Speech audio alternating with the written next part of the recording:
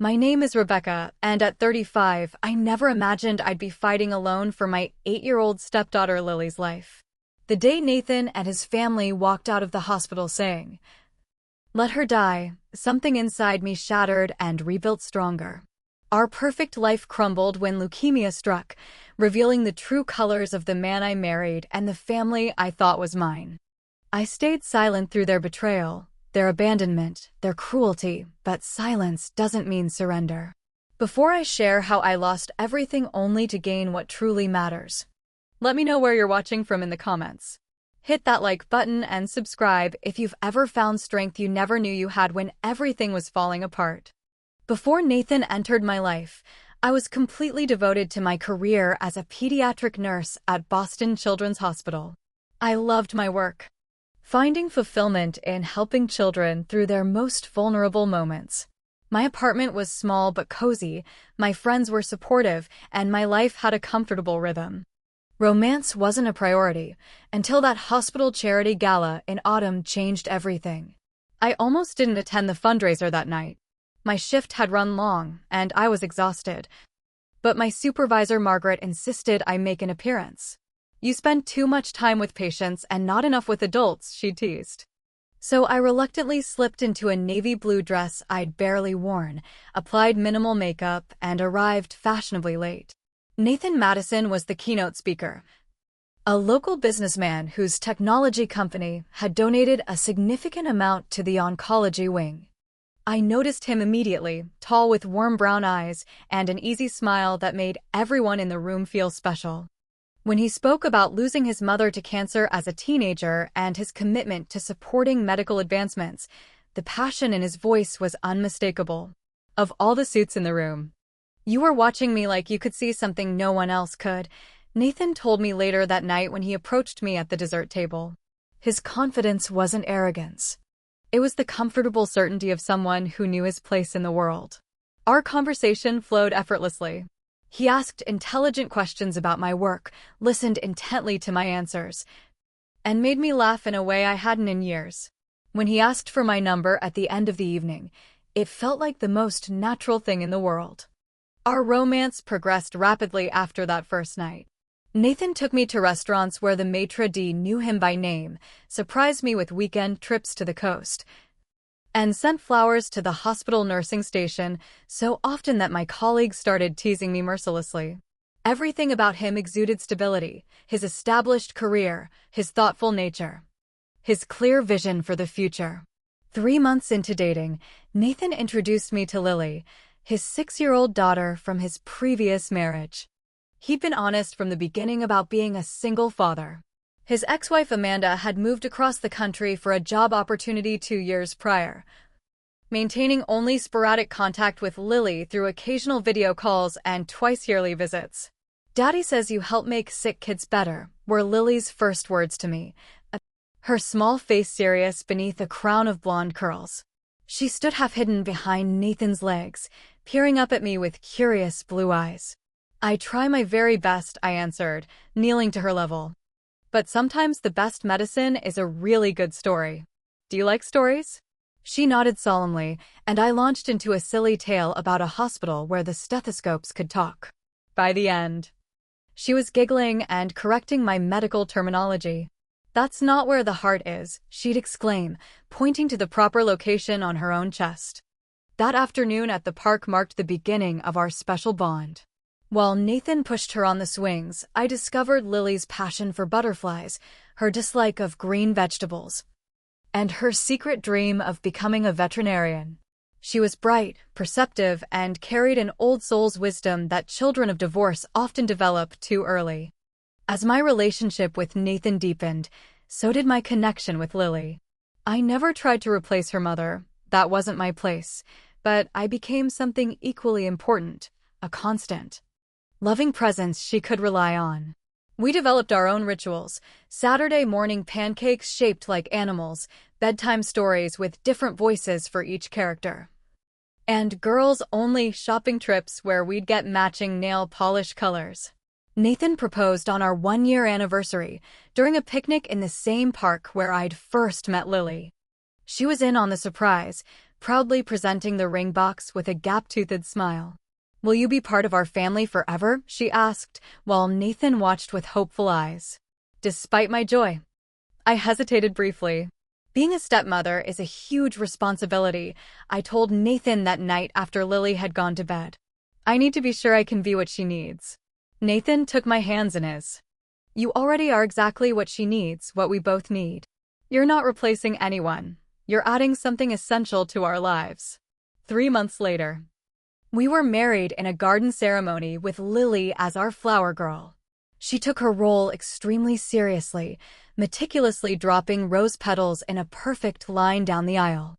When the minister pronounced us husband and wife, Lily cheered louder than anyone else, running up to join our first kiss as a married couple, turning it into a three-way hug that made all our guests laugh and wipe away tears. We moved into a beautiful colonial house in a suburb with excellent schools.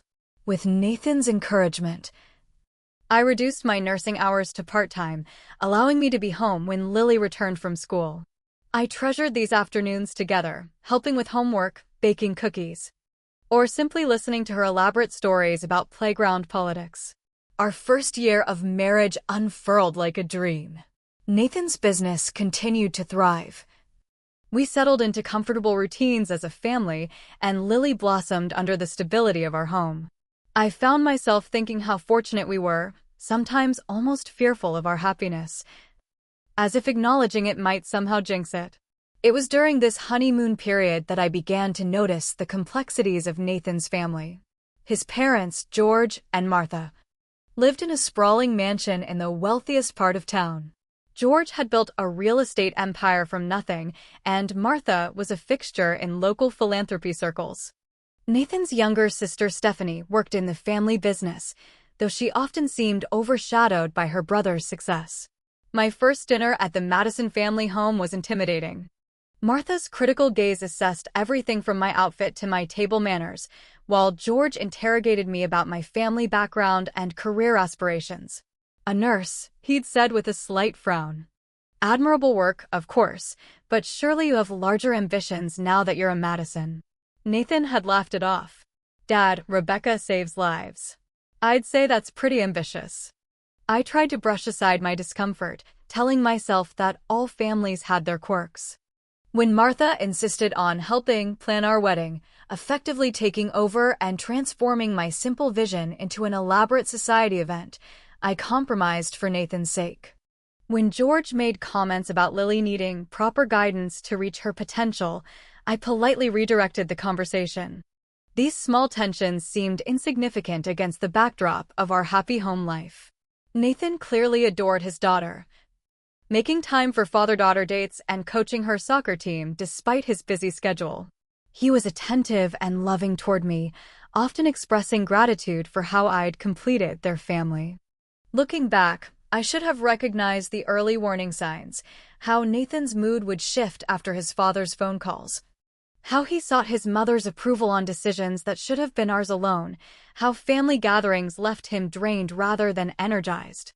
But love has a way of filtering reality, allowing us to see what we want to believe. And so we continued in our bubble of apparent perfection, the Madison family's newest branch, flourishing and seemingly unshakable. I couldn't have known then that the roots of our happiness were shallower than they appeared, vulnerable to the storm that was silently gathering on our horizon. 2 years into our marriage, life still seemed picture perfect. Nathan's company had secured several major contracts, our home was featured in a local lifestyle magazine, and Lily had started second grade with enthusiasm. We hosted dinner parties that friends raved about for weeks afterward, took a family vacation to Disney World, and were discussing the possibility of having another child. The first hairline fracture in our perfect world appeared so subtly I almost missed it. Lily came home from school one day in early October, her normally boundless energy noticeably dimmed. "Just tired, Mom Becca," she said, using the special name she'd created for me shortly after the wedding. It straddled the line between acknowledging me as a maternal figure while respecting the existence of her biological mother. I tucked her into bed early that night, attributing her fatigue to the excitement of the new school year. But when the pattern continued for a week, accompanied by a loss of appetite, my nursing instincts triggered warning bells. Kids go through phases, Nathan reassured me when I expressed concern. Remember last month when all she would eat was peanut butter sandwiches? A few days later, I noticed bruises on Lily's shins while helping her with her bath. When I gently asked how she got them, she shrugged. I don't remember bumping into anything. She's an active kid, Nathan said when I pointed them out. Always climbing and running. We can't track every bump and scrape. His dismissal frustrated me, but I tried to respect his position as Lily's father. Still, I began keeping a journal of her symptoms, a habit from my nursing days. Fatigue, decreased appetite, unexplained bruising. Each entry increased my unease. When Lily developed frequent nosebleeds, I insisted on a doctor's appointment. Dr. Reynolds, Lily's pediatrician since infancy, examined her thoroughly while Nathan and I waited anxiously. Probably just dry air from the heating system, she concluded. Make sure she stays hydrated, use a humidifier in her room, and apply petroleum jelly inside her nostrils before bed. She ordered some routine blood work, just to be thorough, but assured us it was likely nothing concerning. I wanted to believe her, but something felt wrong. The maternal instinct I developed for Lily, combined with my medical background, kept me on high alert. The call came 3 days later. Dr. Reynolds wanted to see us as soon as possible to discuss Lily's blood results. The serious tone in her receptionist's voice made my stomach drop. It's probably nothing, Nathan said as we drove to the appointment, his knuckles white on the steering wheel betraying his own fear. Dr. Reynolds didn't waste time with pleasantries. Lily's blood work shows some concerning abnormalities. Her white blood cell count is elevated, and there are immature cells present that shouldn't be there. The world seemed to tilt on its axis as she continued. I've already called Children's Hospital. They're expecting you in the hematology-oncology department this afternoon. Nathan's face drained of color. Oncology? You think she has cancer? I don't want to speculate beyond my expertise, Dr. Reynolds said carefully. The specialists will run more comprehensive tests. The next 48 hours passed in a blur of blood draws, bone marrow biopsies, and CT scans. Lily was remarkably brave through it all, only crying when they inserted the 4, her small hand clutching mine with surprising strength. Dr. Melissa Chin, the pediatric oncologist assigned to Lily's case, confirmed our worst fears in a private consultation room decorated with cheerful artwork that now seemed cruelly ironic. Lily has acute lymphoblastic leukemia, a cancer of the blood and bone marrow, she explained gently.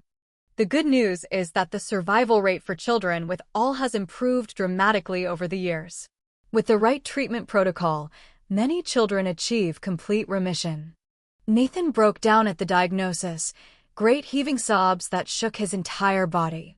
I held him while Dr. Chen continued explaining treatment options, my mind automatically shifting into the professional mode that had carried me through many medical crises. Someone needed to stay functional, to ask the right questions, to understand what lay ahead. The treatment would begin immediately, an intensive phase of chemotherapy to kill the cancer cells, followed by consolidation and maintenance phases. The entire protocol would last approximately 2 years, assuming Lily responded well. She'll lose her hair, I stated rather than asked, my nurse's knowledge filling in the blanks. Dr. Chen nodded. Among other side effects.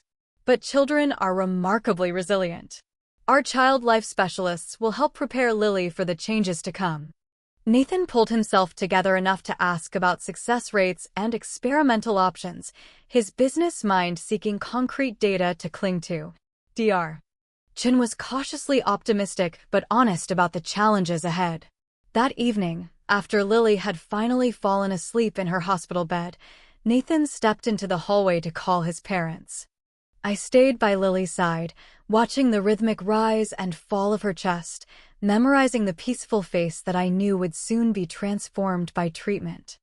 Nathan's parents arrived at the hospital within the hour, Martha in a tailored suit despite the late hour, George emanating the authoritative presence that had built his empire. We need the best, George announced without preamble. I'll make some calls to my connections at Mayo Clinic and Johns Hopkins. Dr. Chin is excellent, I said quietly, conscious of not waking Lily. This hospital has one of the top pediatric oncology programs in the country. Martha's expression tightened. No offense to your workplace, Rebecca. But George and I have the resources to ensure Lily receives world-class care. Nothing but the best for our granddaughter. I bit back a retort about how Children's Hospital was world-class, reminding myself that they were processing their own grief and fear. Nathan stood silently between us, physically and metaphorically caught in the middle. The first family meeting with the oncology team occurred the next morning. Dr. Chin outlined the treatment plan while a financial counselor explained insurance coverage and potential out-of-pocket expenses. Although Nathan's company provided excellent insurance, we learned that some experimental treatments might not be fully covered. Money is no object, George interrupted. If there's any treatment anywhere in the world that could help Lily, we'll make it happen. His generosity would have been touching if it hadn't come with an immediate assumption of decision-making authority. When I attempted to ask detailed questions about the chemotherapy protocol based on my nursing knowledge, Martha smoothly redirected the conversation. Let's focus on the big picture first, she said with a smile that didn't reach her eyes. The medical details can be overwhelming. As treatment began, Lily's initial response was promising. The first round of chemotherapy seemed to be working, with her blood counts moving in the right direction. Despite the side effects, nausea, fatigue, mouth sores, her spirit remained remarkably resilient. I'm being brave like the kids in your hospital stories, she told me one evening as I helped her rinse her mouth with salt water to soothe the painful ulcers. I tried to maintain as much normalcy as possible, bringing her schoolwork from her sympathetic teacher, decorating her hospital room with fairy lights and photos from home, and establishing routines within the chaos of medical interventions. Nathan initially took time off work, but as days stretched into weeks, he began returning to the office for essential meetings that grew increasingly frequent. I understood his need to maintain the business that supported us, especially with mounting medical expenses, but his absence left me shouldering the bulk of Lily's care. The hospital makes him uncomfortable, Martha explained during one of her visits. Men often struggle with these situations. George was the same way when Nathan broke his leg as a boy. The comparison between a broken leg and cancer infuriated me, but I swallowed my anger. Creating conflict wouldn't help Lily, and maintaining family harmony seemed crucial to her recovery. As treatment progressed, a new specialist entered the picture, Dr. Abigail Franklin, a researcher conducting a clinical trial for a new immunotherapy approach to all. Based on my research and networking with former nursing colleagues, I believed Lily might be a good candidate for the trial. When I broached the subject during a family meeting, Nathan seemed receptive, but his parents immediately raised objections. Experimental treatments carry unknown risks, George argued. Lily should complete the standard protocol before considering alternatives. Dr. Franklin's preliminary results are extremely promising, I countered, sliding the journal articles I'd printed across the table. And the side effect profile is actually less severe than conventional chemotherapy. Martha didn't even glance at the research. Rebecca, dear, we appreciate your nursing background, but this is hardly the same as specialized oncology training. The dismissal stung, but I persisted, arranging for Dr. Franklin to join our next meeting with Dr. Chin. The two physicians presented a compelling case for including the immunotherapy alongside traditional treatment, and even George seemed impressed by Dr. Franklin's credentials and data. Nathan, however, remained torn between my evidence-based advocacy and his parents' cautious approach. Let's take some time to think about it, he suggested, effectively delaying a decision that felt increasingly urgent to me. That night, we had our first major argument as a married couple. Your parents are not Lily's doctors, I said, my voice tight with restraint. And with all due respect to their concern, they're not the ones sitting with her day and night, watching her suffer through treatments that could potentially be enhanced. They're trying to help, Nathan defended. Dad's connections got us that consultation with the specialist from New York. A consultation we didn't need. Dr. Chin already consulted with that physician last week. Your father wasted everyone's time to feel important. Nathan's face hardened. That's unfair. My parents love Lily. They're devastated by this diagnosis. We're all devastated, I shot back. But some of us don't have the luxury of falling apart or micromanaging from a distance. Some of us are actually in the trenches. The hurt in Nathan's eyes made me regret my words immediately, but a part of me couldn't help feeling they needed to be said. The lines were being drawn. Subtle but unmistakable, and I was increasingly finding myself on the opposite side from the Madison family, Nathan included. 6 months into Lily's treatment, the initial optimism had faded into a grinding reality of hospital stays, brief home visits interrupted by fevers or infections, and the constant hum of medical equipment that had become our soundtrack. Lily's once bouncy blonde curls were gone. Her head now covered by colorful scarves I'd collected from boutiques across the city. Her chubby cheeks had hollowed, and dark circles shadowed her eyes. Yet her spirit flickered with remarkable persistence. "Mom Becca, can we add another star to our ceiling tonight?" she asked one evening. Referring to the glow-in-the-dark constellation we were gradually building on her hospital room ceiling. Each star represented a treatment milestone or a particularly difficult day overcome. "Absolutely, sweetheart. You were a champion during that spinal tap today." I carefully stood on a chair to place the star exactly where she directed, next to the cluster that formed our own version of Orion's belt.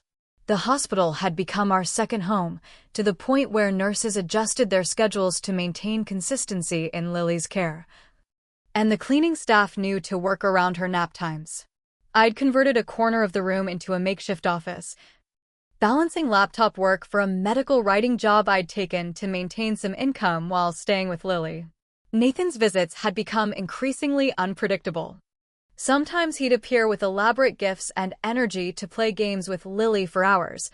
Other times he'd slip in briefly, distracted and smelling faintly of alcohol, making excuses about meetings running late. "Where's Daddy?" Lily would ask, her voice small but understanding beyond her years. "Working hard so we can get you all better," I'd answer, the half-truth bitter on my tongue. Martha and George maintained a rigorous visitation schedule, arriving precisely at 4 p.m. every Tuesday and Thursday, bearing designer pajamas or expensive toys that Lily was often too exhausted to enjoy. Their visits were performances of grandparental devotion, complete with photographer-worthy poses for the social media updates Martha meticulously maintained about our brave Lily Flower. What the carefully filtered Instagram posts didn't show were the hushed arguments in the hallway, the sideways comments about the quality of care, or Martha's visible discomfort when faced with the physical realities of Lily's illness. "Perhaps you should clean her up before we arrive next time," she whispered one afternoon when Lily had been vomiting and hadn't wanted to change her favorite comfort shirt. I counted to 10 before responding. Lily's comfort takes priority over visitor preferences. Always. The first round of experimental treatment had failed to produce the hoped-for results. Dr. Chin and Dr. Franklin collaboratively adjusted the protocol, but Lily's cancer was proving stubborn, retreating slightly only to advance again when medications were reduced. The financial strain had become impossible to ignore. Despite Nathan's executive position and his parents' wealth, the specialized treatments and out-of-network consultations were creating mountains of medical debt. I discovered this accidentally when a hospital billing specialist called to discuss a payment plan for an outstanding balance of nearly $70,000. "Nathan handles all the finances," I explained, confused by the call. "Our insurance should be covering most of this." The insurance denied coverage for the experimental antibody treatment, the specialist explained gently. "The appeal is still pending, but the balance remains due." That evening, I waited until after Lily's bedtime to confront Nathan in the hospital corridor. "Why didn't you tell me about the insurance denial? Or the outstanding balance?" His eyes wouldn't meet mine. "I didn't want you to worry. You have enough on your plate. We're supposed to be partners, Nathan. No secrets, especially about something this important." He ran a hand through his disheveled hair. and I noticed for the first time how much gray had appeared at his temples. It's under control. Dad is helping with some of the costs. The mention of George's financial involvement sent a wave of unease through me. Nathan's parents had always used money as a means of control, and accepting their help now would undoubtedly come with strings attached. My concerns proved warranted when, 2 weeks later, I arrived at the hospital to find George and Martha in deep conversation with Dr. Chin, without Nathan present. We've been discussing alternative treatment facilities. George informed me when I questioned the meeting. There's an excellent center in Houston that specializes in difficult cases like Lily's. Any major decisions about Lily's care need to include all of us, I said firmly. Nathan and I are her parents. Martha's smile was razor-thin. Of course, dear. We're simply gathering information. Although technically, you are her stepmother, not her legal guardian. The subtle reminder of my secondary status felt like a slap. I'd been the one sleeping on the uncomfortable hospital cot for months, managing medication schedules, coordinating with the medical team, and holding Lily through countless procedures. Yet in the eyes of the law, and clearly in Martha's view, my role was diminished by the absence of biological connection. Nathan's drinking became impossible to ignore. One night, he arrived at the hospital clearly intoxicated, swaying slightly as he tried to read Lily a bedtime story, slurring words she knew by heart. After Lily fell asleep, I pulled him into the family waiting room. This has to stop. She needs you present, really present. You think I don't know that? His voice cracked. I can't watch her suffer like this. I can't sit here day after day watching her disappear before my eyes. I'm not strong like you, Rebecca. It's not about being strong, I said, softening despite my anger. It's about showing up, even when it's unbearable. Nathan broke down, confessing how he'd started having a drink after work to take the edge off, which had gradually increased to several drinks, then drinking at lunch. And now keeping a flask in his car. I'll get help, he promised, wiping his eyes. I'll do better for Lily. For us. I wanted to believe him, and for a brief period, it seemed he might follow through. He attended an AA meeting, reduced his work hours, and was more consistently present at the hospital. During this window of improvement, we received a glimmer of hope. Lily's latest scans showed a slight reduction in cancer cells. It's not remission, Dr. Chin cautioned, but it's movement in the right direction. The new medication combination seems to be having some effect. For a precious few weeks, our family felt unified again by cautious optimism. Nathan reconnected with Lily, spending hours playing board games and helping her with the schoolwork her teacher regularly sent. Even George and Martha seemed less controlling, bringing food for the hospital staff and occasionally asking my opinion on care decisions. This fragile harmony shattered when Nathan's parents introduced Angela Thompson, a wellness consultant who specialized in alternative medicine approaches to cancer.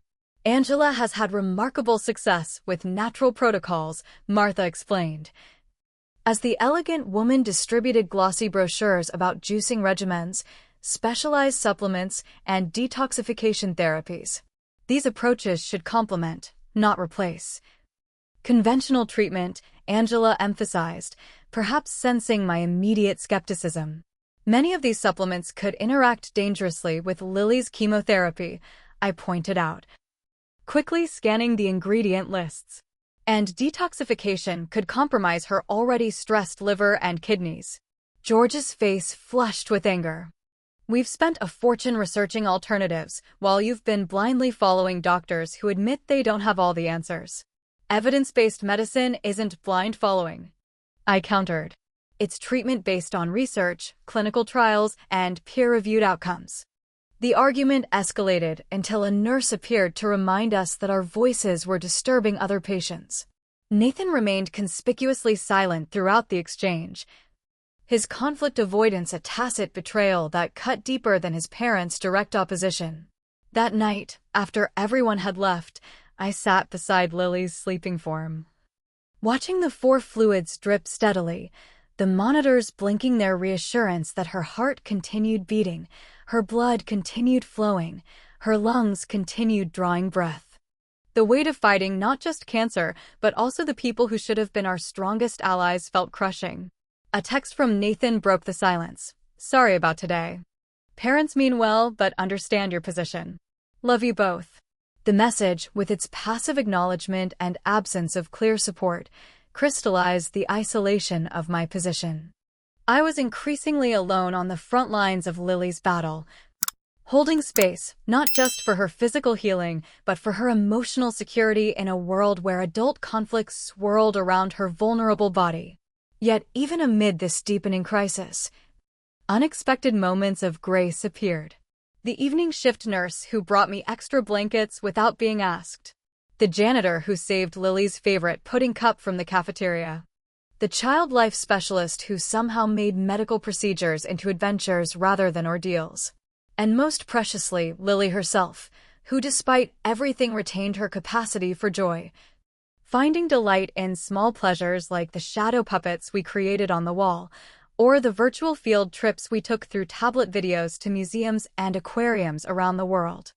When I get better, she told me one evening, her thin fingers tracing patterns on my palm, we should go to the real aquarium. You, me, and Daddy. And we can see the jellyfish that light up in the dark. That's a wonderful plan, I agreed, pushing aside the worry that Nathan might not be sober enough to join us, or that his parents might hijack the outing with their own agenda. For Lily, I maintained the fiction that our family remained united and strong. For Lily, I swallowed my hurt when Nathan canceled visits or when Martha undermined my caregiving decisions.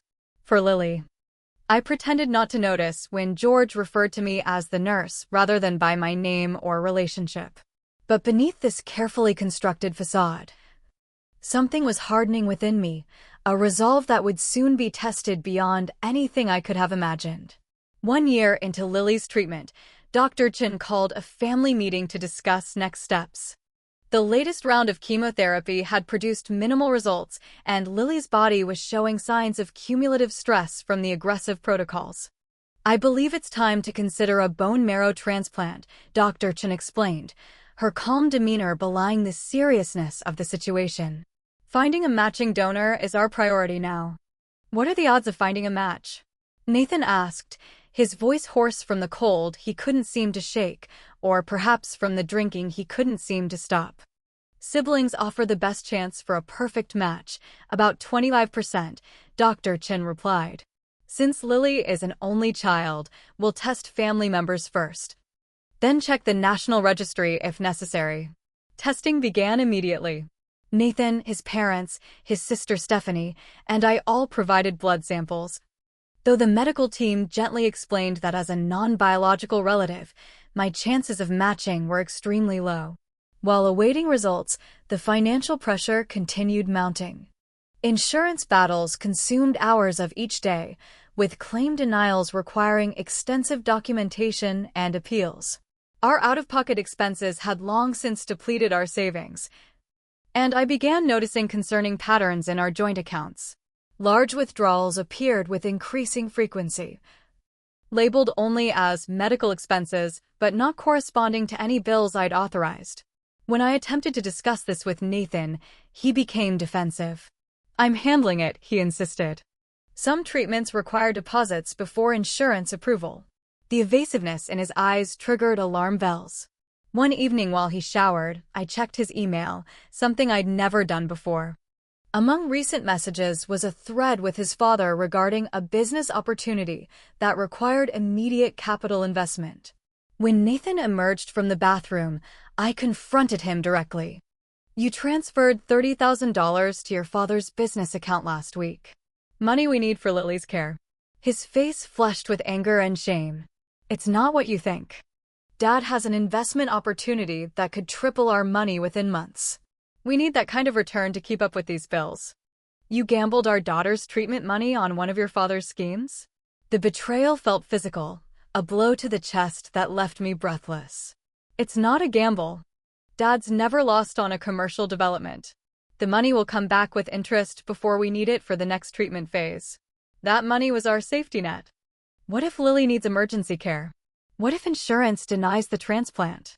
My voice rose despite my efforts to stay calm.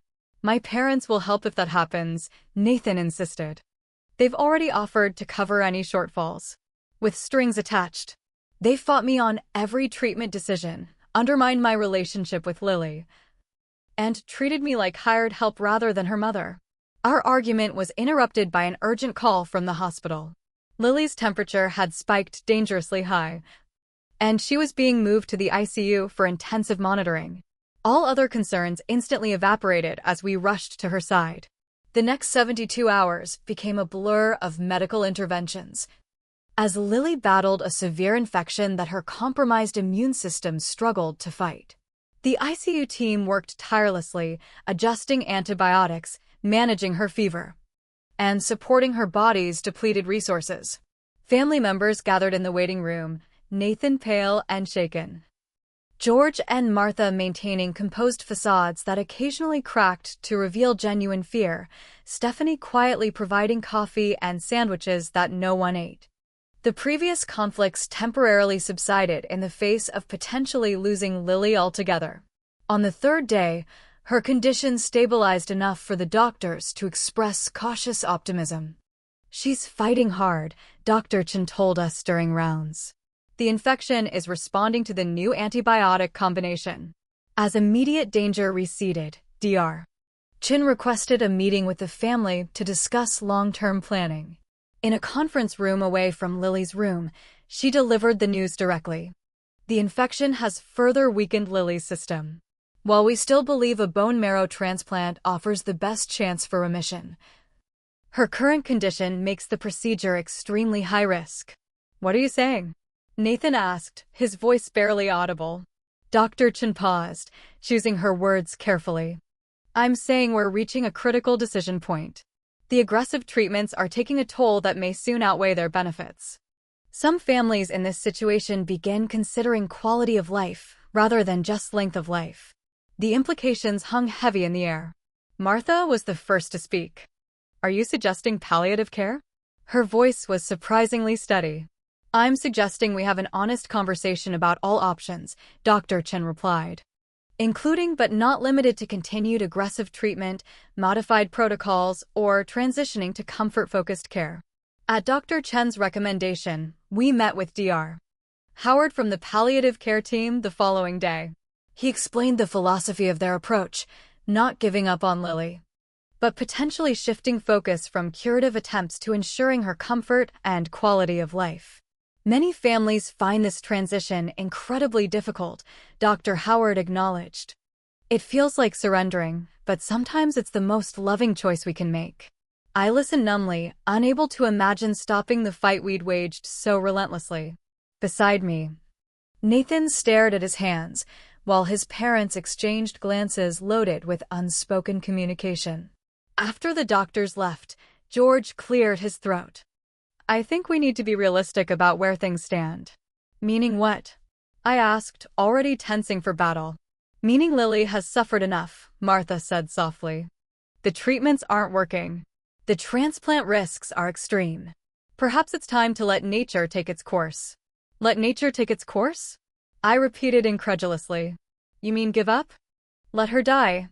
"No one is giving up," George stated firmly. "But continuing to put her through painful procedures with diminishing returns is selfish.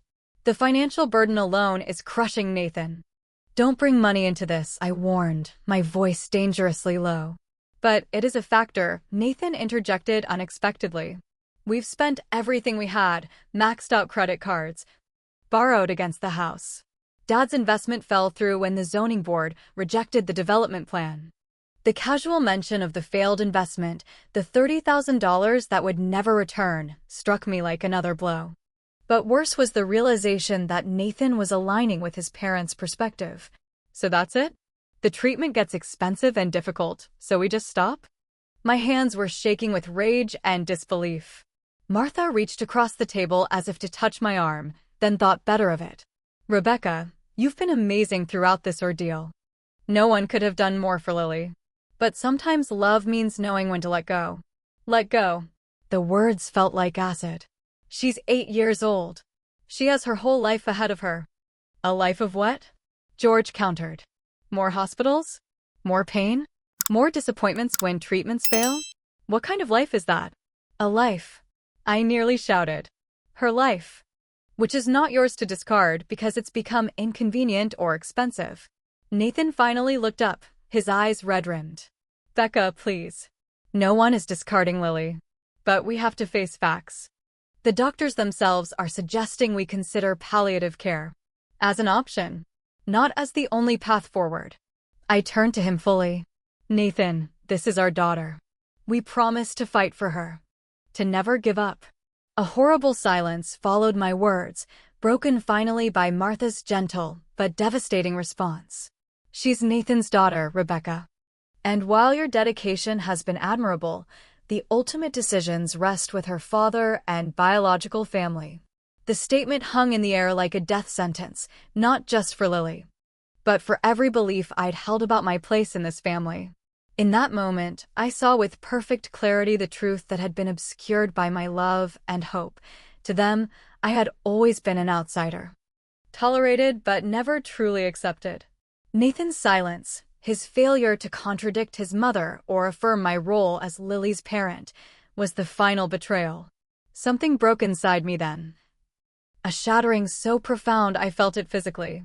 But from the fragments arose a steely resolve I hadn't known I possessed.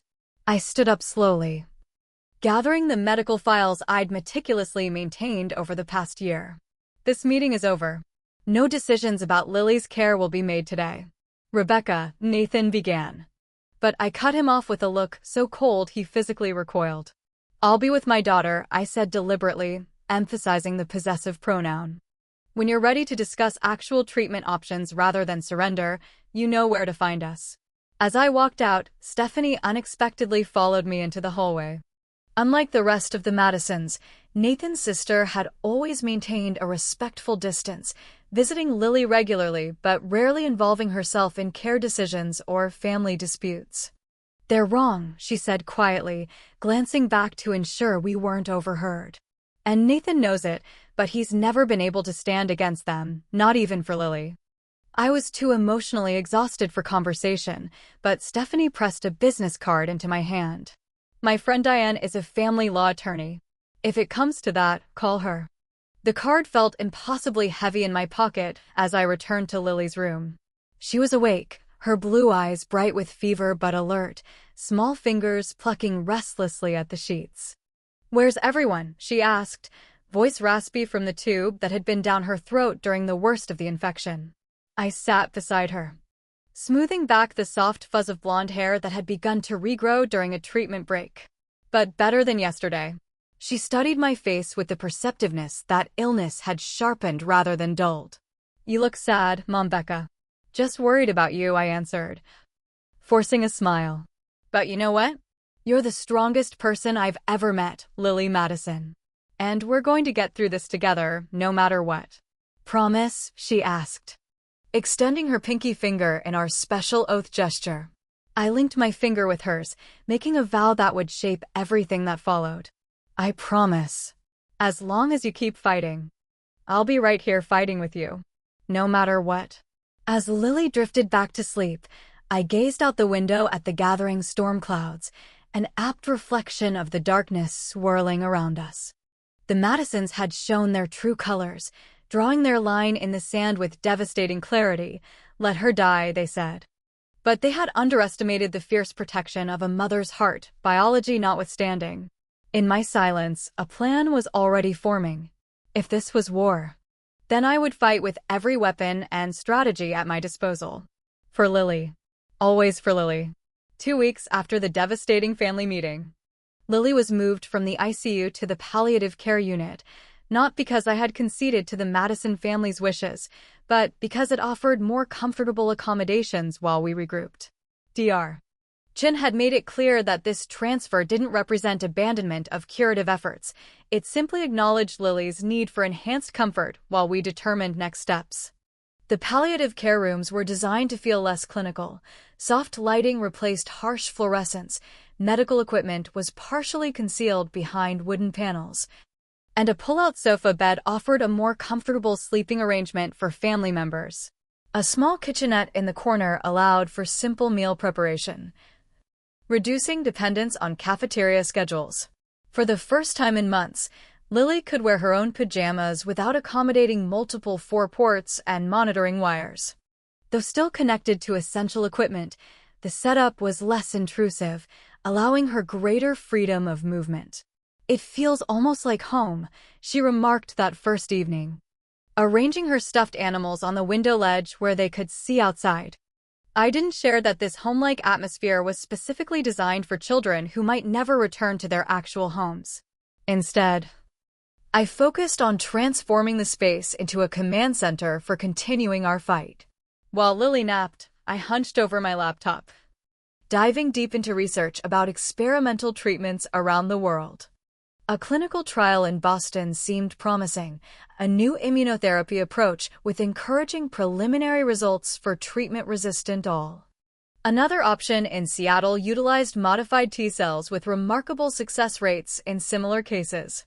I printed articles, compiled statistics, and prepared questions for Dr. Chen. If the Madisons wanted to give up, they would have to do so without me, and without Lily, if I had any say in the matter. Nathan's visits had become increasingly erratic. Sometimes he appeared with forced cheerfulness and elaborate gifts. Other times he came late in the evening, sitting silently by Lily's bed while she slept, avoiding my gaze. His parents had stopped visiting altogether, claiming the emotional toll was too great, a transparent excuse that Lily, perceptive as always, saw through immediately. "Grandma and Grandpa are mad at us, aren't they?" she asked one afternoon while we attempted to braid the wispy hair that had begun returning during a treatment break. "Not at you, sweetheart," I assured her. "They're just struggling with some adult decisions." Lily nodded solemnly. "About whether I'm going to get better or not." The directness of her statement stole my breath. "What makes you say that?" I heard the nurses talking. "And Daddy looks at me different now, like he's already saying goodbye." Her small fingers twisted the bracelet I'd given her for courage, a simple cord with a silver star charm. "But you don't look at me that way." "That's because I'm not saying goodbye," I told her firmly. "Not now, not ever. We're still fighting, Lily, as long as you want to." Her answering smile was tired but determined. "I want to." That evening, I discovered a brown legal envelope in Nathan's briefcase when I borrowed his laptop charger.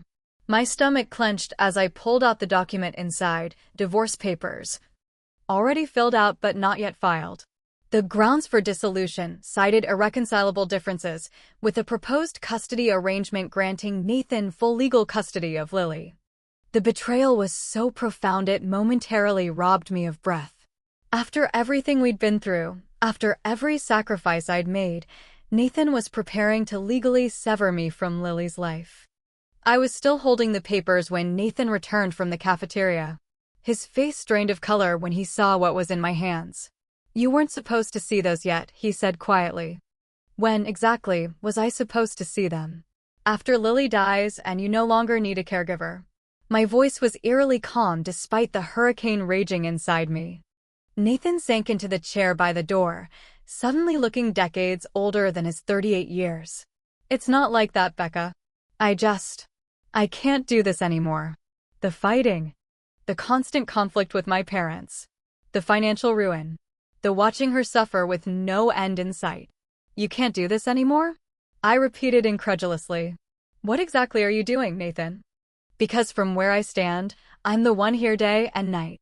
I'm the one managing her medications, coordinating with doctors, researching options, bathing her, feeding her, reading to her when she can't sleep from the pain. That's not fair. I have to work to keep insurance. Don't. I cut him off sharply. Don't pretend this is about work or insurance. Your absence is a choice. Your surrender is a choice. Nathan's eyes wouldn't meet mine. The doctors say her chances are less than 10% now. How long do we keep putting her through this? How long do we destroy our lives for odds that keep getting worse? Our lives. The words tasted bitter. This isn't about our lives, Nathan. It's about Lily's life. The one we both promised to protect when we became her parents. You're not her parent, he finally exploded, the words hanging in the air between us like poison. You're her stepmother. You've been amazing, but legally, medically, the decisions aren't yours to make. The cruelty of the statement struck me like a physical blow, but I refused to show how deeply it wounded me. Is that what you tell yourself to justify abandoning her? That my love somehow counts less because we don't share DNA. Nathan ran his hands through his disheveled hair. I'm not abandoning her. I'm accepting reality. And the reality is that the treatments aren't working. We're out of options and out of money. We're not out of options. There are clinical trials. More experiments? More pain? More false hope. He shook his head wearily. My parents are right. It's time to focus on keeping her comfortable for whatever time she has left. Your parents, I said slowly. Understanding dawning with sickening clarity. This is their doing, isn't it? The divorce papers. The custody arrangement. All of it. Nathan's silence was confirmation enough. There's someone else, isn't there? The question emerged from a place of intuition rather than evidence, but Nathan's flinch told me I'd hit the mark. Jessica, he finally admitted. Naming his executive assistant. It just happened. She was there when I needed someone, when everything here was falling apart. When exactly did you plan to tell me? Before or after our daughter's funeral? Nathan winced at my deliberate use of "are," but didn't correct me this time. It's not serious. Just comfort during an impossible time. Get out. I said quietly. Get out of this room, and don't come back until you've decided what kind of man you want to be, what kind of father. After he left, I sat beside Lily's sleeping form, watching the gentle rise and fall of her chest, the fluttering of her eyelids as she dreamed. Despite everything, she looked peaceful, a child innocent of the adult betrayals swirling around her. The days that followed brought rapid changes. Nathan moved out of our home, taking only personal belongings and leaving a note about staying with his parents temporarily. I received formal notice from their family attorney regarding the divorce proceedings and custody arrangements. I sold my engagement ring and wedding band to help with immediate expenses.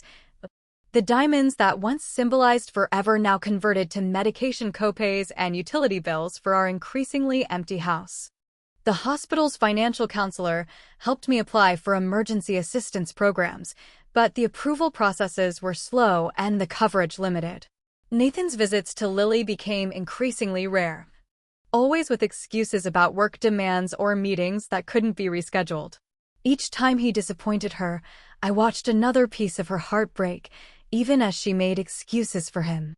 Daddy's really busy helping sick kids like me, she told one of the nurses who gently asked about his absence.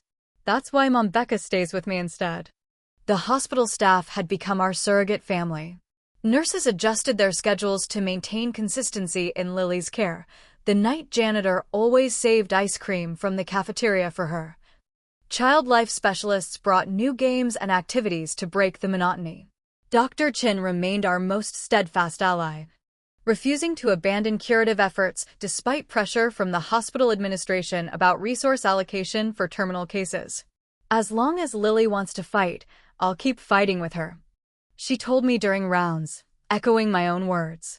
My determination never wavered, but exhaustion was becoming my constant companion. I slept in short bursts, constantly alert for changes in Lily's breathing or pain levels. I lost weight without noticing, my clothes hanging loosely on a frame that had once been athletic and strong.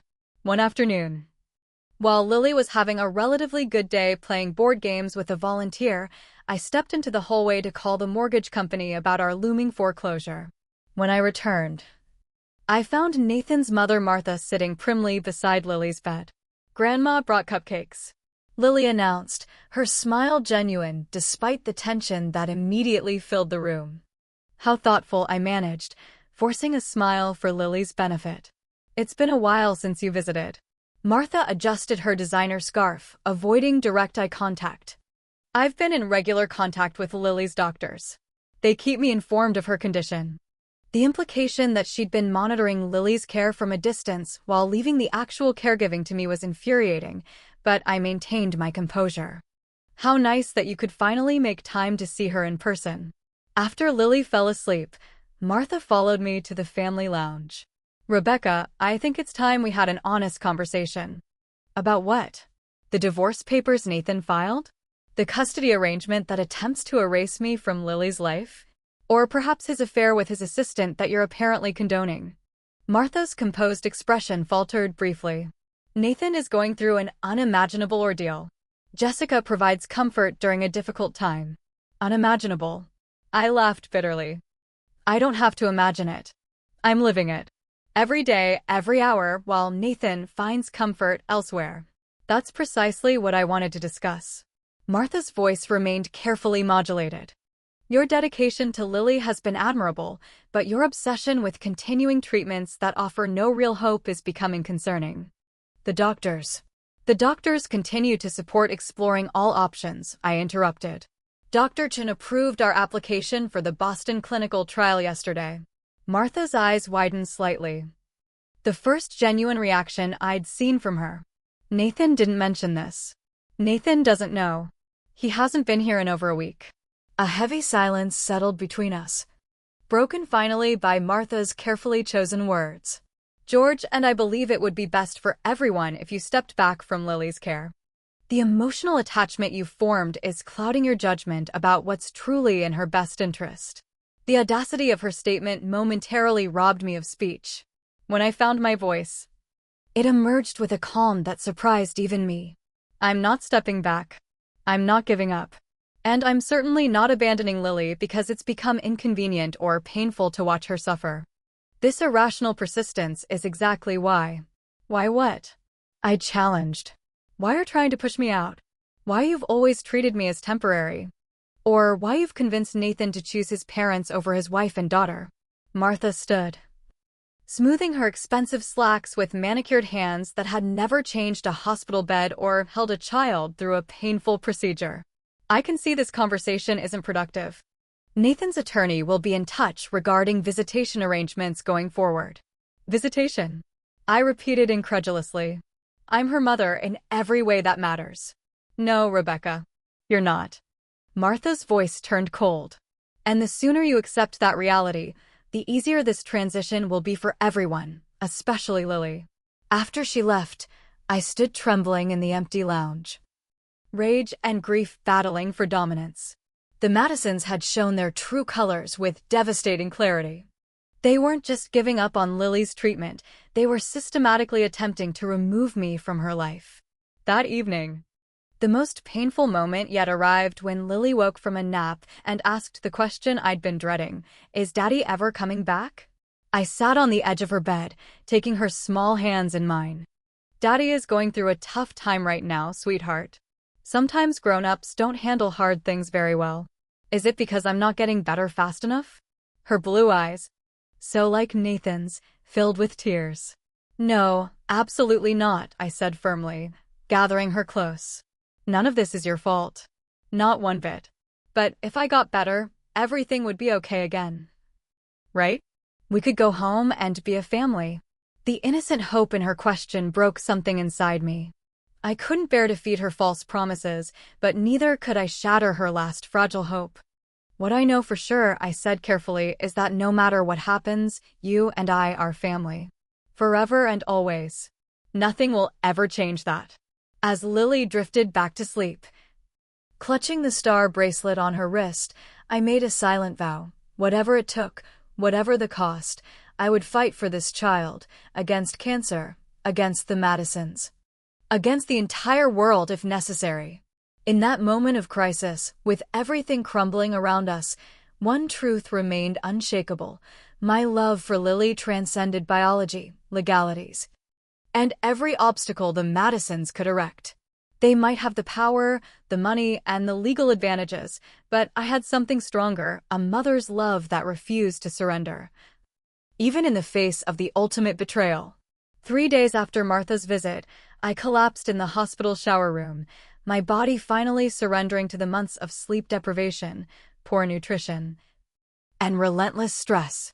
A nursing assistant found me unconscious on the floor and rushed me to the emergency department, where I was diagnosed with severe dehydration, exhaustion, and the early stages of pneumonia. You can't help Lily if you're hospitalized yourself, Dr. Rivera, the ER physician, admonished gently as he prescribed antibiotics and mandatory rest. When was the last time you slept more than 2 hours consecutively? I couldn't remember. The days and nights had blurred together in an endless cycle of medication schedules, vital sign checks, and anxiety about what the Madisons might do next. The hospital arranged for me to rest in an empty patient room near Lily's, with nursing staff promising to alert me immediately if she needed anything. It was the first time we'd been separated since her diagnosis, and despite my body's desperate need for recovery, guilt gnawed at me for leaving her alone. I was drifting in and out of medicated sleep when a soft knock at the door roused me. Nathan's sister Stephanie entered, carrying a small duffel bag and a paper grocery sack. Clean clothes, she explained, setting the duffel on a chair. And actual food that doesn't come from a vending machine. She unpacked containers of homemade soup, fresh fruit, and still warm bread. Thank you, I said warily, uncertain of her motives given her family's unified front against me. But why are you helping? Stephanie sat in the visitor's chair, her expression somber.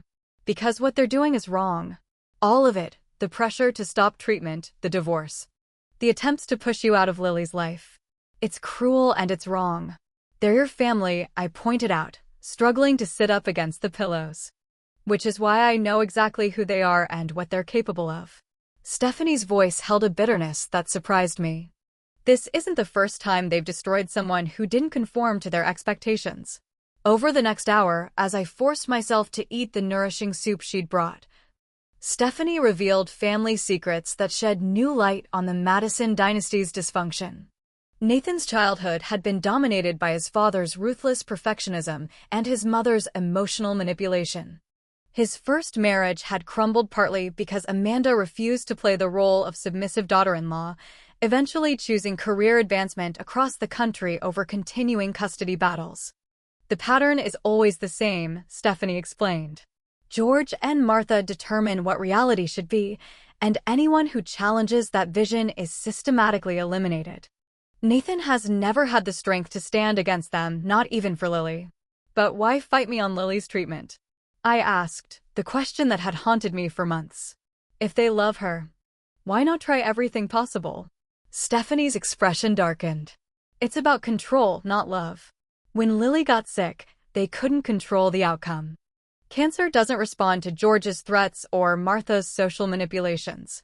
So they've shifted to controlling the narrative, the story they tell themselves and others about being the wise, pragmatic family making difficult but necessary decisions. While I'm cast as the hysterical stepmother who can't accept reality, I finished bitterly. Exactly. Plus, there's the money. Stephanie hesitated before continuing. The family business is in trouble. The development project that lost your $30,000? It was a desperate attempt to shore up significant losses from a failed expansion. George needs Nathan's executive salary and connections to keep things afloat. This revelation sent my mind racing. The Madison wealth I'd always taken for granted might be more facade than reality. Explaining their obsession with the mounting medical bills and their urgency to conclude Lily's treatment one way or another. I want to help, Stephanie said simply.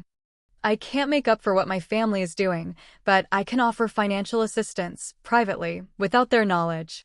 Why would you risk their anger? I asked, still cautious despite my desperate circumstances. Because 20 years ago, I had cancer too, a different type, but equally serious. My parents responded the same way. Initial aggressive intervention followed by a rapid pivot to acceptance when the first treatments failed. I survived because my aunt, my mother's sister, defied them and found an experimental treatment they dismissed as too risky. Stephanie rolled up her sleeve, revealing a long surgical scar. They never forgave her for proving them wrong, for showing that their realistic approach was really just surrender dressed up as wisdom. They haven't spoken to her in 2 decades, but I'm alive because she refused to give up. After Stephanie left, promising to return the next day with more supplies and information on financial options, I lay awake despite my exhaustion. The pieces were falling into place, the Madison family's pathology, Nathan's weakness, the forces aligned against Lily and me.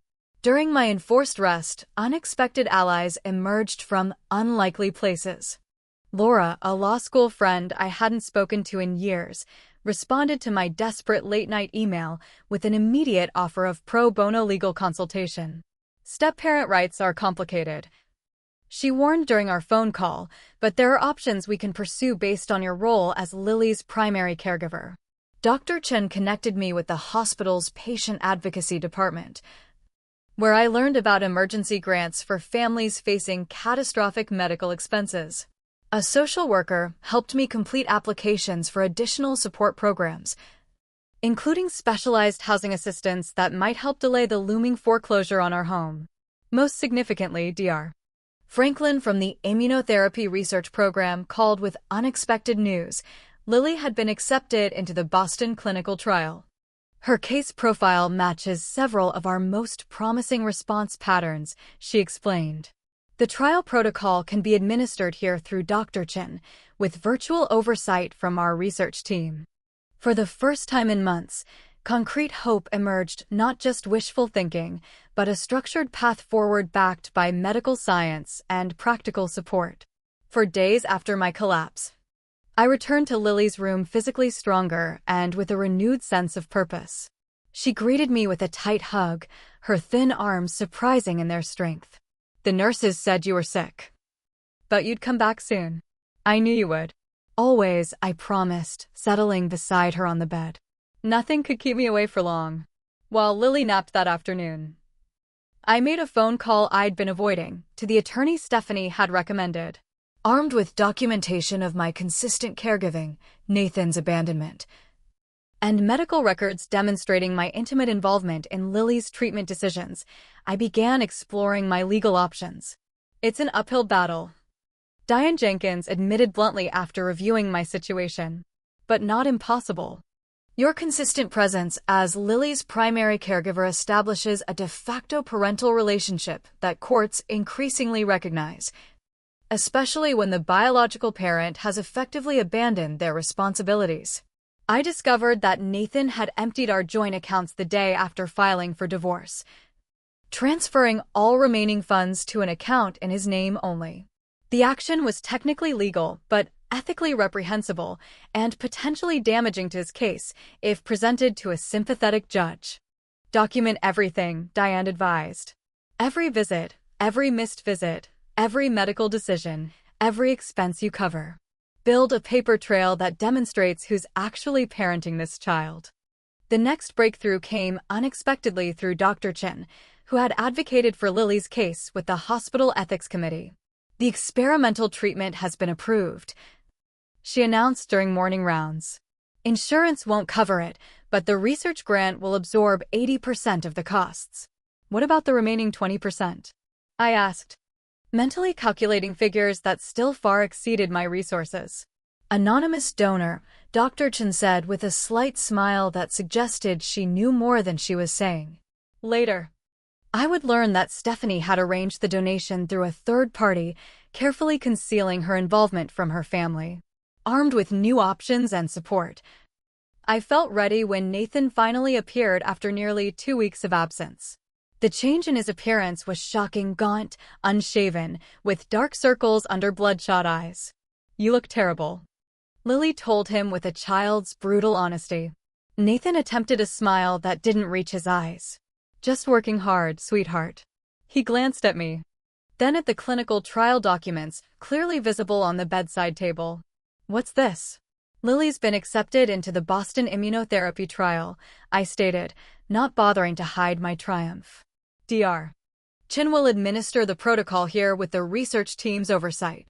Nathan's expression cycled rapidly through surprise, confusion, and something that looked almost like hope before settling into a guarded neutrality. Who approved this? The insurance is irrelevant. The research grant covers most costs, and the remainder has been arranged. I met his gaze steadily. You and your parents made it clear you've given up on Lily's treatment. I haven't. Lily watched this exchange with the heightened awareness of children who become expert readers of adult tension. I'm going to try a new medicine, Daddy. Mom Becca says it might make the bad cells go away for good.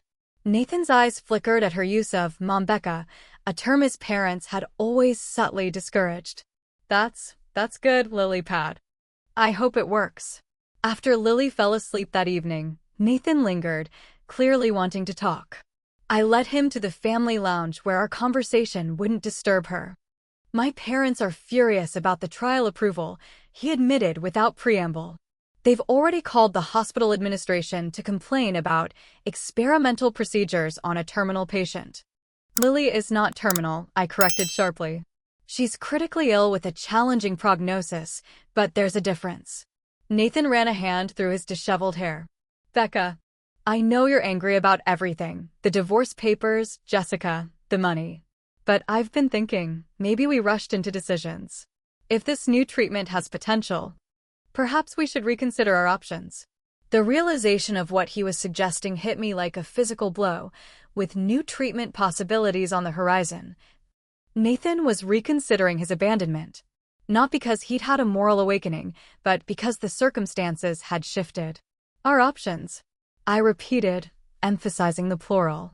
There is no "are" anymore, Nathan. You made your choice when you emptied our bank accounts, filed for divorce, and disappeared for weeks while your daughter asked for you every day. I was struggling, he protested. You can't imagine the pressure from my parents, from work, from the financial disaster we're facing. I can't imagine? My laugh held no humor. I've been living that pressure every second of every day, without the luxury of escaping to my parents' mansion or finding comfort with a coworker. Nathan's expression hardened. This self-righteousness doesn't help Lily. Whatever our personal issues, we need to present a united front for her sake. I agree completely. That's why I've instructed hospital security not to permit your parents to visit without my presence. Their negativity about her treatment options is harmful to her psychological well-being. You can't do that. They're her grandparents. Watch me. My voice was steel. Lily's medical team supports the decision based on documented instances of your parents undermining treatment protocols and causing her distress. Nathan's face flushed with anger. This isn't over. My parents won't stand for being shut out. Then they should have thought of that before telling a sick 8-year-old that continuing treatment was selfish and she should accept dying. The confrontation Nathan threatened materialized the very next day when George and Martha arrived unannounced during Dr. Franklin's consultation about the trial protocol. Security alerted me to their presence, but they had managed to charm their way past the initial checkpoint. This has gone far enough, George announced, striding into the room with the confidence of someone accustomed to deference. We've consulted with specialists who confirm that this experimental treatment carries significant risks with minimal chances of success. Dr. Franklin, a distinguished researcher with numerous publications to her name, raised an eyebrow at the interruption. And you are? George and Martha Madison, Lily's grandparents, Martha supplied smoothly. We're deeply concerned about subjecting her to additional suffering through unproven protocols. I see. Dr. Franklin's tone remained professional, but cooled noticeably. As I was explaining to Ms. Parker and the medical team, the specific genetic markers in Lily's cancer cells show promising alignment with our research cohort. While I never guarantee outcomes, the preliminary data suggests meaningful potential for response. Potential and possibilities aren't good enough, George declared. Not when weighed against guaranteed suffering from side effects. Something in me snapped, the last thread of restraint I'd maintained for Lily's sake. Nothing about cancer is guaranteed except that without treatment, Lily will die. That's the only certainty here. Rebecca, Martha began in her condescending tone, we understand you're emotionally invested. But… Invested? I interrupted. I'm not investing in stocks. Martha, I'm fighting for a child's life. The child your son has effectively abandoned along with his responsibilities. George stepped forward menacingly. Now see here. No, you see here. I countered, standing my ground. For months, I've tolerated your interference, your undermining, your thinly veiled attempts to control Lily's care. That ends today. Martha's carefully composed facade cracked slightly. You have no legal standing here. Once the divorce is finalized, a divorce that will include extensive documentation of Nathan's abandonment during a medical crisis, of financial malfeasance, of his affair while his daughter was fighting for her life? Please proceed with that plan.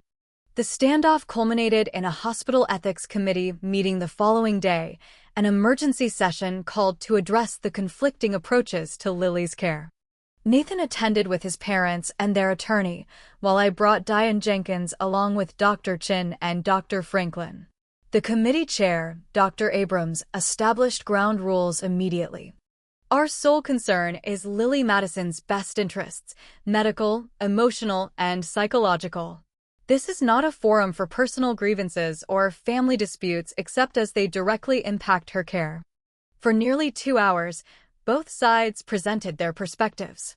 The Madisons argued for compassionate acceptance and transition to purely palliative care. Their attorney emphasized Nathan's legal rights as the biological parent and decision-maker. When my turn came, I didn't rely on emotional appeals. Instead, I presented a meticulously documented timeline, every treatment, every response, every setback, every hour I'd spent at Lily's bedside contrasted with Nathan's sporadic visits. Every medical decision I'd researched and advocated for that had extended her life or improved her quality of life. Lily wants to fight, I concluded simply. She understands, as much as any 8-year-old can, that the treatments are difficult but necessary. She hasn't given up. The medical team hasn't given up. I haven't given up. The only people who have given up are those who claim to have her best interests at heart but haven't been present for the daily reality of her care. Dr. Chin and Dr.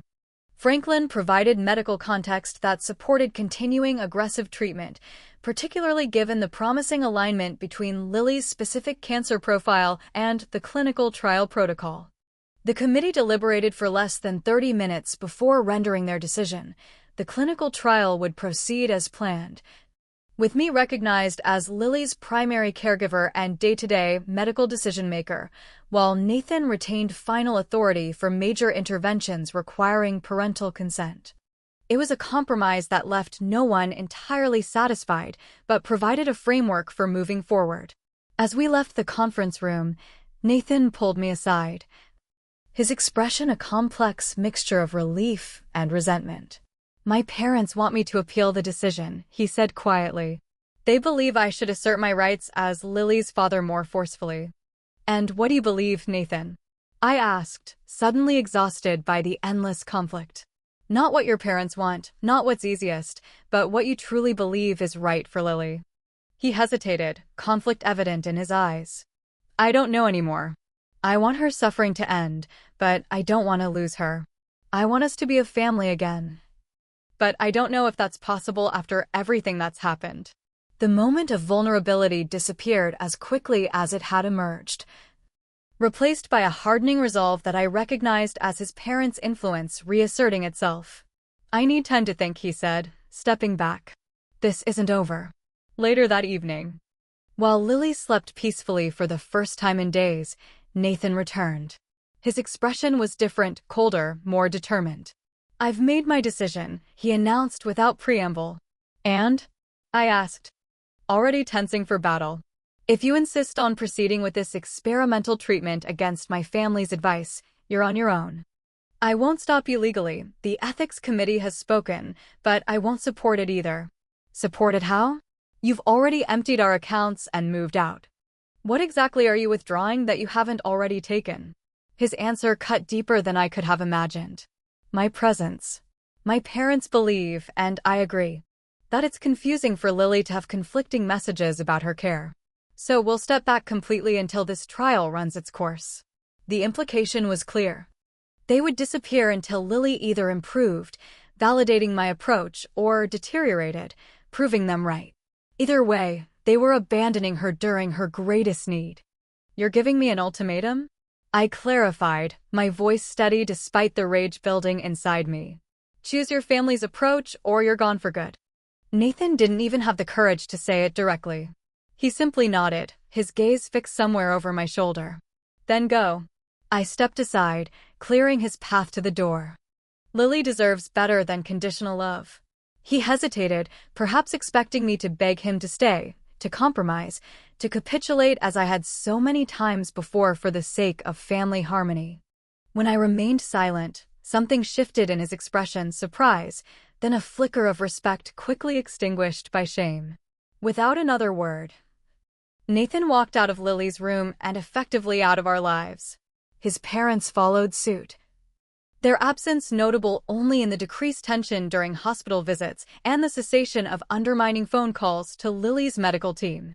Only Stephanie remained steadfast, increasing her support as her family withdrew theirs. "They'll regret this," she told me during one of her regular visits. "Someday they'll realize what they threw away." I wasn't interested in someday. My focus narrowed to the present, Lily's treatment, her comfort, her happiness in whatever time we had, whether it was months, years, or decades. I would not waste another moment on people who had chosen to walk away when the path became too difficult. With the Madisons' departure, an unexpected clarity emerged. The constant conflict had consumed enormous emotional energy now redirected to fighting the only battle that truly mattered, Lily's cancer. Without Nathan's vacillation and his parents' interference, decisions became more straightforward, communication with the medical team more direct, and Lily's environment more consistently positive. In their absence, others stepped forward. My former nursing colleagues organized a meal train that ensured fresh food appeared regularly at the hospital and our increasingly bare home. A local charity provided gas cards to cover my commuting expenses. Lily's teacher arranged for classmates to record video messages that brightened her hardest days. Most surprisingly, Nathan's assistant Jessica, the woman he'd turned to during our crisis, appeared one afternoon with an envelope containing $5,000 in cash. "It's not what you think," she said quickly, reading the suspicion in my expression. "Nathan doesn't know I'm here. This is my money, my savings." She twisted her hands nervously. I didn't understand what was happening when Nathan and I thought you had abandoned him during a family crisis. That's what he implied. The truth, once Jessica saw it clearly, had ended their relationship and prompted her attempt at atonement. "I can't undo the hurt I've caused," she said simply. "But I can try to help Lily." I accepted the money with the same pragmatism that had become my survival strategy, one more resource in the arsenal against cancer and financial ruin. Pride had no place in this fight. The experimental treatment began with an intensity that reminded me why so many families chose to surrender when conventional options failed. The protocol required daily hospital visits for the first 14 days, with rigorous monitoring for potentially dangerous side effects. Lily's already fragile body struggled with the new medications, her nausea and fatigue reaching new levels that tested her remarkable resilience. "Is it working?" she asked one evening, her voice thin with exhaustion. "The new medicine? It's too soon to know for sure," I answered honestly. "The doctors will do special tests next week to check." Lily nodded, her fingers instinctively finding the star bracelet that had become her talisman. "I think it is," she whispered. "It feels different from the other medicines. Stronger." I didn't share that stronger often meant more toxic in cancer treatment. Instead, I held her hand as she drifted to sleep, watching the monitors that had become as familiar to me as my own heartbeat. The first assessment came after 14 days, the results cautiously promising. A 20% reduction in cancer cells, modest but significant given Lily's previous non-response to conventional treatments. "It's working," Dr. Franklin confirmed during rounds, her professional reserve cracking slightly to reveal genuine excitement. "Not a home run yet, but definitely on base." The baseball metaphor made Lily smile. "I'm going to hit a home run," she declared with unexpected vigor. "Just wait and see." That small spark of improvement ignited something powerful in both of us, a renewed determination that carried us through the subsequent weeks of treatment, hospital stays, and recovery periods. We developed rituals to mark each milestone, a new charm for her bracelet after difficult procedures, a special dessert to celebrate good test results, a movie night when she felt strong enough to stay awake through an entire film. As the clinical trial progressed, Lily's response continued to improve. The cancer wasn't gone, but it was retreating. Her blood work showing steady improvement that translated into visible changes, more energy, better appetite, fewer pain episodes. Her hair began returning in wispy patches, which she declared tickly but nice. 6 months after the Madisons walked out of our lives, Lily was officially classified as having achieved partial remission, not cured, but significantly improved, with ongoing treatment now focused on consolidating these gains rather than desperately fighting a losing battle. During this period of cautious optimism, I received notice of a court date for the divorce proceedings. Nathan's attorney had continued advancing the paperwork despite his physical absence from our lives. The proposed settlement acknowledged my care for Lily, but maintained that with her improvement, primary custody should revert to her biological father. Diane Jenkins, who had become both my attorney and friend, was blunt in her assessment.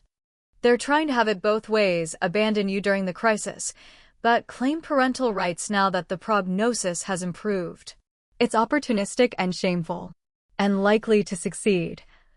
I added, realistically, understanding how family courts typically favored biological parents.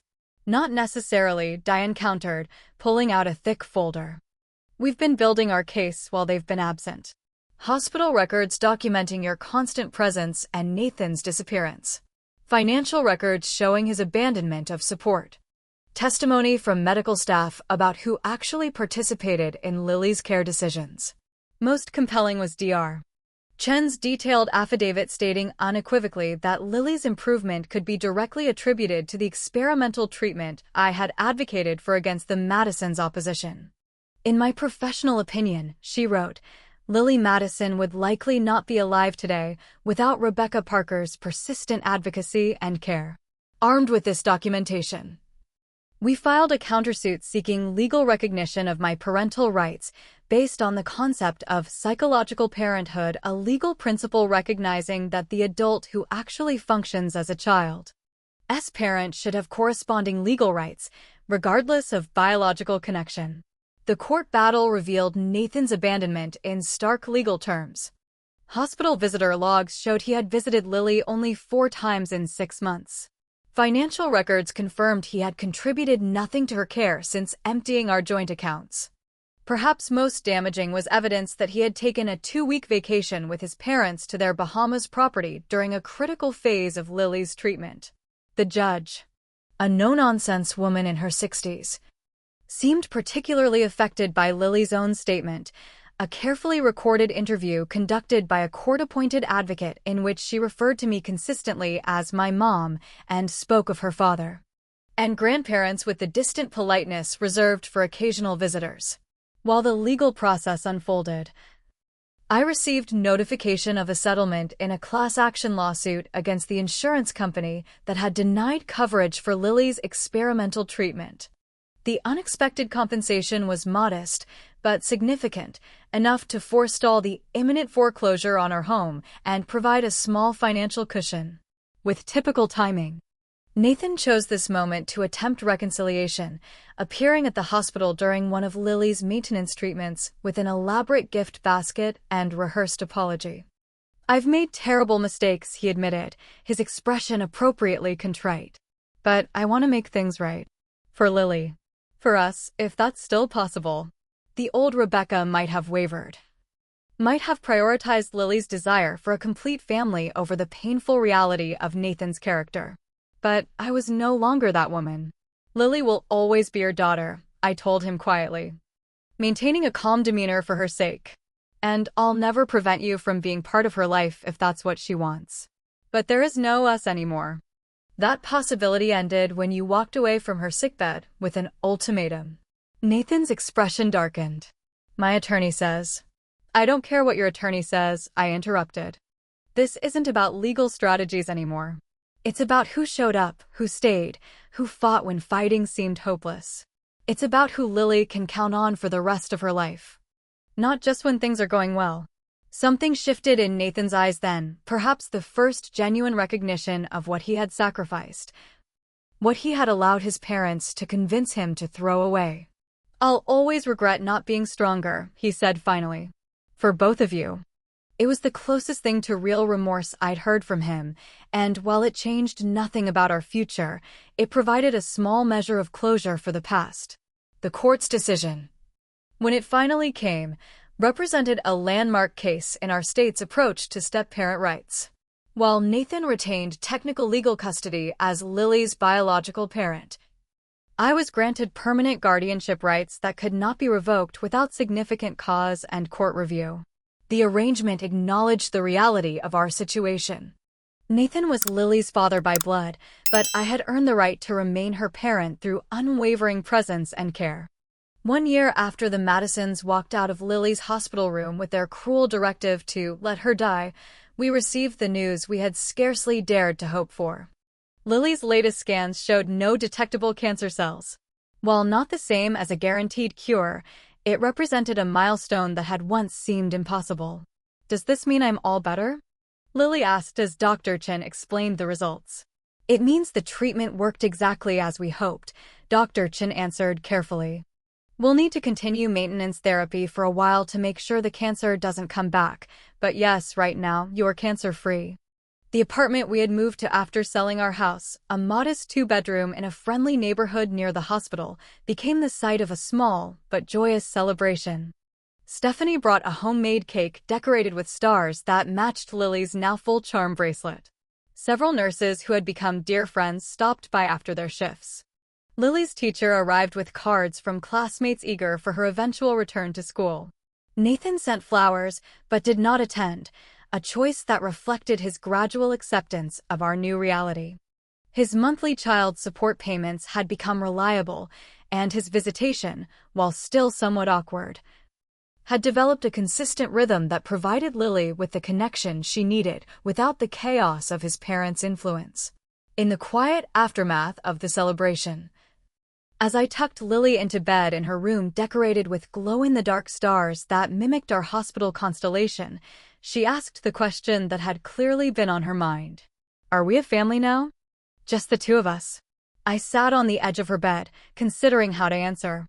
"We've always been a family, from the first day I met you. Families come in all different sizes and shapes. Ours is small but mighty." She nodded, processing this with the wisdom that illness had unfairly accelerated. "I'm glad you didn't listen when they said to let me die." The simple statement, delivered with a child's directness, brought tears to my eyes.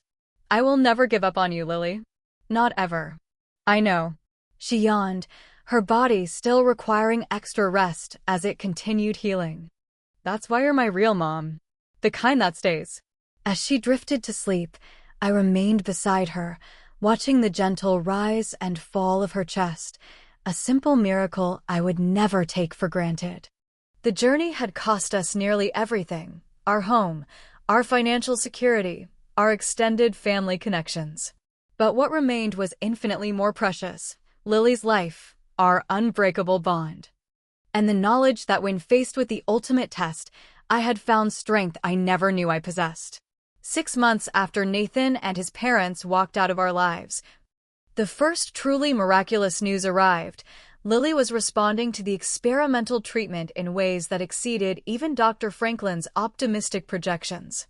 Her latest bone marrow biopsy showed a significant reduction in cancer cells, and her blood counts were steadily improving toward normal ranges. "We're not using the word remission yet, Dr.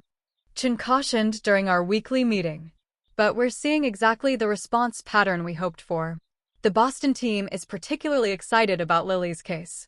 The road to this point had been brutally difficult. The experimental protocol had initially made Lily sicker than previous treatments, with side effects that tested the limits of her already depleted strength. There were nights I held her through hours of vomiting, days when pain medications barely touched her discomfort, and terrifying episodes of fever that sent us rushing back to the emergency room. But Lily's determination never wavered. "We're winning, Mom Becca," she would whisper during better moments, clutching her star bracelet like a talisman. I can feel it. While Lily fought her medical battle, I was engaged in a different kind of warfare, the legal fight to remain in her life. Nathan's divorce petition had proceeded despite his physical absence, with his attorney arguing that once Lily improved, custody should revert exclusively to her biological father. Their positioning for a post-recovery takeover, Diane Jenkins explained during one of our strategy sessions. "If Lily gets better, which they initially argued wouldn't happen. They want to swoop in and resume parental rights as if the abandonment never occurred. The legal battle revealed the Madison family's true character in ways even I hadn't anticipated. Court filings described me as an obsessive stepmother whose irrational persistence in pursuing experimental treatments demonstrated poor judgment rather than dedication. Medical records were selectively quoted to emphasize complications while minimizing improvements. Most painfully, Nathan submitted an affidavit claiming he had stepped back temporarily to allow me space to work through my inability to accept medical reality, a breathtaking revision of his actual abandonment. But documentation doesn't lie. Hospital visitor logs showed that while I had been present literally every day of Lily's treatment, Nathan had visited only 7 times in 6 months. Financial records confirmed he had contributed nothing to her care after emptying our joint accounts. Text messages revealed his explicit statement that he was stepping back completely until this trial runs its course. Our first court appearance was scheduled during a rare week when Lily was well enough to stay with Stephanie for a day. The judge, a no-nonsense woman named Patricia Hernandez, had clearly reviewed our filings thoroughly before we entered her courtroom. "I'll be direct," she stated after initial arguments. "This case presents an unusual situation. Ms. Parker is not a biological parent, but has functioned as Lily's primary caregiver throughout a life-threatening illness. Mr. Madison is the biological father, but has been minimally involved in his daughter's care during this critical period." Nathan's attorney began to object, but Judge Hernandez raised a hand to silence him. "The visitor logs and medical records speak for themselves, counselor. What I'm most concerned with is what serves Lily's best interests going forward." The judge ordered a custody evaluation, including interviews with Lily, all parental figures, and her medical team. She also granted my petition for temporary guardianship rights, ensuring I could continue making medical decisions regardless of the divorce proceedings. "This is a significant victory," Diane told me afterward. Judge Hernandez clearly sees through the Madison family's revisionist narrative. As the legal process unfolded, I continued focusing on what mattered most: Lily's recovery. We had been forced to sell our house, unable to maintain mortgage payments on my limited income. The proceeds helped pay down some medical debt, with enough remaining for a security deposit on a small 2-bedroom apartment closer to the hospital. Our new home was a fraction of the size of the colonial we'd lost, but Lily approached the downsizing with characteristic resilience. "It's cozy," she declared on moving day, surveying the compact living room. "And my new bedroom gets more sunshine than the old one." I had returned to nursing part-time, working night shifts while Lily was sleeping so I could be with her during the day. The hospital had created a special position that accommodated my need for flexible scheduling, allowing me to work in the same facility where Lily received treatment. My former colleagues became our most devoted support system. They coordinated schedules to ensure someone was always available to sit with Lily during my shifts, brought home-cooked meals regularly, and donated sick leave hours when Lily needed extra care. The nursing director even arranged for me to receive continuing education credits for the research I'd done on Lily's treatment protocols, turning our ordeal into a professional development opportunity. 8 months into the experimental treatment, we received the news we'd barely dared to hope for. Lily's latest bone marrow biopsy showed no detectable cancer cells. It wasn't a guaranteed cure, Dr. Chen emphasized that maintenance therapy would need to continue for at least 2 years, but it represented a milestone that had once seemed impossible. "Does this mean I can go back to school?" Lily asked immediately, her priorities clear. Dr. Chen smiled. "We'll start with part-time attendance and see how your immune system handles it. But yes, returning to some normal activities is our next goal." The day Lily returned to school, just Tuesday and Thursday mornings at first, felt like crossing a finish line and a starting line simultaneously. Watching her walk into the classroom, wearing her favorite purple backpack and a knit beanie over her still sparse hair, I experienced a complex wave of emotions: pride in her courage, joy at this step toward normalcy, fear of the germs she might encounter, and lingering disbelief that we had reached this point. The other kids might ask about my hair, Lily had worried that morning. Then you can tell them you fought cancer, and one, I replied, adjusting her beanie. Which makes you basically a superhero. She had grinned at that, confidence restored. With super strength from all my medicine. As Lily's health continued improving, the legal battles intensified. Notification arrived that Nathan was contesting the temporary guardianship order, claiming that with Lily's improvement, his stepping back was no longer necessary. The filing included statements from George and Martha Madison offering to provide stability and proper guidance for Lily's recovery. The timing coincided suspiciously with news of a settlement in a class action lawsuit against the insurance company that had denied coverage for Lily's experimental treatment.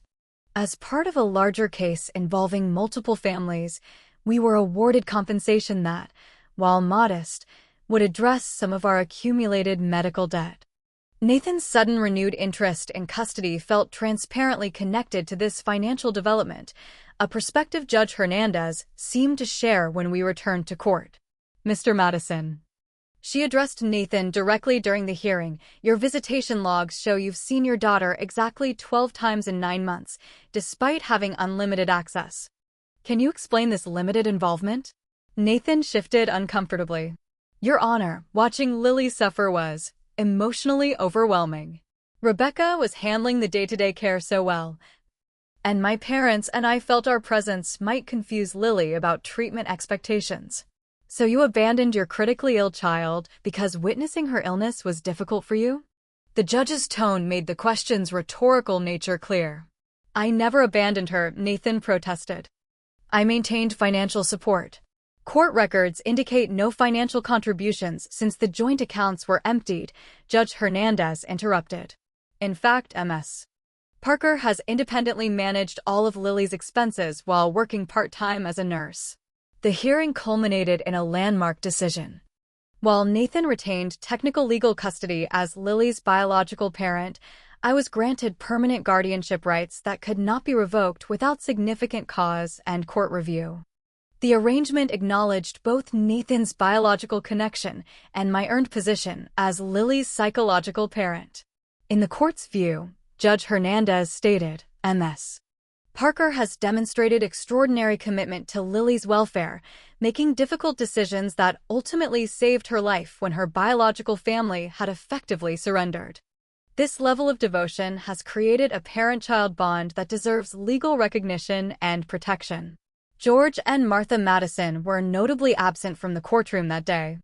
I later learned from Stephanie that they had disowned her after discovering her financial support of Lily's treatment, cutting her off completely when she refused to testify against me in the custody hearing. They can't stand being wrong, Stephanie explained during one of her regular visits. Especially when being wrong means a nurse who married into the family was right while they were catastrophically mistaken. Their rejection clearly pained her. But Stephanie had found unexpected strength in the estrangement. For the first time in my life, I'm making decisions without calculating their approval. It's terrifying and liberating at once. 1 year after Lily's diagnosis, she was officially classified in remission, attending school full-time, and even rejoining her beloved dance class for modified participation. Her hair had grown back in soft blonde curls, slightly darker than before treatment. The physical changes from her ordeal, a leaner frame, faint scars from central line placements, and occasionally noticeable fatigue did nothing to diminish her essential Lilyness, her quick laugh, her kindness to younger children, her boundless curiosity. Our small apartment had become a true home, decorated with Lily's artwork and photos documenting her recovery milestones. The bedroom she had initially described as cozy now featured a carefully painted ceiling constellation matching the one we'd created in her hospital room, each star representing a treatment milestone or particularly difficult day overcome. Nathan had gradually settled into a new pattern of involvement, reliable monthly support payments, Sunday afternoon visits, and occasional school events.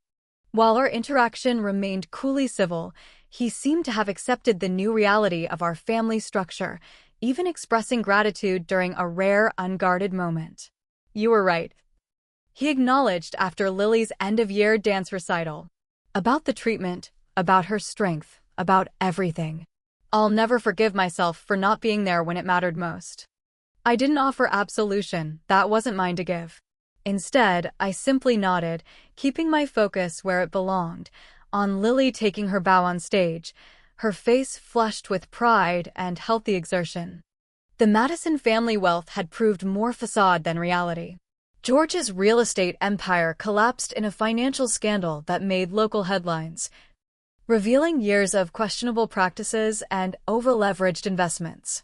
Nathan's startup, heavily dependent on his father's connections, struggled in the aftermath. The mansion where Martha had once hosted lavish charity galas was quietly listed for sale. I took no pleasure in their downfall, but neither did I mourn it. My energies were fully directed toward rebuilding our life, establishing a college fund for Lily with a portion of the insurance settlement, advancing my nursing career with a focus on pediatric oncology patient advocacy, and creating new family traditions that celebrated our hard-won second chance. On the anniversary of Lily's remission, we planted a small garden outside our apartment building, flowers and herbs in a plot the landlord had gladly permitted when Lily presented her carefully drawn plan. As we worked the soil together, Lily humming contentedly while pressing seeds into freshly turned earth, I marveled at the resilient child before me. "What are you thinking about, Mom Becca?" she asked, noticing my contemplative expression. The title she'd created years ago, her solution to acknowledging both her biological mother's existence and my maternal role, had gradually simplified in daily use to simply Mom. A transformation that had occurred naturally without discussion or declaration. "I'm thinking about how lucky I am," I answered honestly, "to be here with you, planting things that will grow." Lily nodded with the wisdom of a child who had faced mortality and emerged with deeper understanding. Like us. We got through the really hard part, and now we're growing again. That evening, after Lily had fallen asleep, I sat on our small balcony watching the stars emerge in the spring sky. The journey had cost us nearly everything material: our home, our financial security, our extended family connections. But what remained was infinitely more precious: Lily's life, our unbreakable bond, and the knowledge that when faced with the ultimate test, we had both found strength neither of us knew we possessed. The Madisons had walked away, saying, "Let her die." I had stayed silent in that moment, not from agreement, but from a bone-deep determination that transformed into action rather than words. And in that silence, I had found my voice, my purpose, and ultimately the power to claim what truly mattered. Life offers no guarantees about Lily's future. Cancer can return, challenges will inevitably arise, and the path forward remains uncertain in many ways. But whatever comes, we will face it together, with the hard-earned knowledge that sometimes losing everything is the only way to gain what's truly irreplaceable.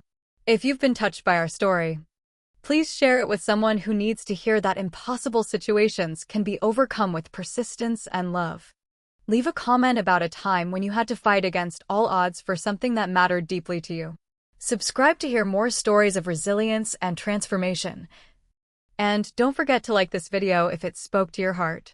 Remember, sometimes the people who should support you may walk away, but that doesn't mean you have to give up. Thank you for joining us on this journey, and may you find the strength to face whatever challenges come your way.